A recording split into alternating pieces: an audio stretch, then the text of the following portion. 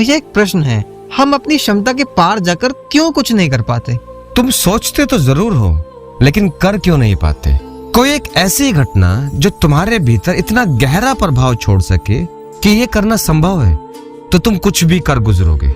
एक कहानी सुनाता हूँ, ध्यान से सुनना। एक औरत जो कुछ 40 वर्ष के आसपास उसकी आयु रही होगी, उसका एक बच्चा जो 12-13 वर्ष का था, वो उसके साथ बाजार जाती है घर का राशन खरीदने के लिए। वो बच्चा अपनी मस्ती में इधर उधर घूम रहा था। अक्सर बच्चे अपनों के साथ भीड़ में अलग थलग हो ही जाते हैं। उस औरत ने देखा कि अचानक से एक मोटरसाइकिल उसके बच्चे की तरफ बढ़ रही है।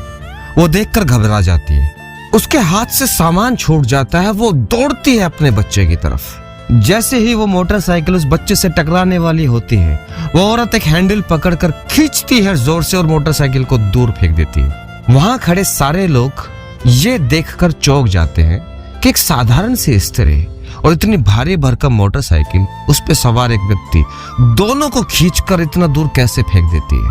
उसके बाद वो औरत अपने बच्चे को सीने से लगाकर रोने लगती है। ममता उभर आई। फिर वो वैसे भी एक साधारण स्त्री तो थी, जैसे सभी होती हैं। वो जाती है उस मोटरसाइकिल वाले के पास और उससे माफी मांगती है। ये कहानी मैंने क्यों सुनाई? इससे बात समझने की है। एक स्त्री असहाय हो सकती है, एक बेटी असहाय हो सकती है, पर एक माँ जिसके बच्चे के प्राण संकट में हो, उससे बड़ा साहसी व्यक्ति इस पूरे जगत में कोई दूसरा नहीं होता। एक पशु या जानवर जब वो अपने नवजात बच्चे को दूसरे खूंखार घिरे हुए जानवरों से घिरा पाती है, तो वो अपने बच्चे की रक्षा तब तक करती है जब तक उसके प्राण ना चले जाएं। फिर शिकारी चाहे कितना भी खूंखार क्यों ना हो, उसे छठी का दूध याद दिला देती है वो माँ।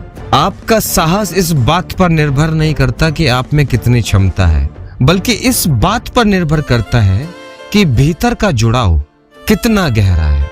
फिर दुनिया जिसे असाधारण काम समझती है, वो भी साधारण हो जाता है। फिर तुम अपनी क्षमता के बाहर जाकर भी कितना भी बड़ा काम आसानी से कर जाते हो।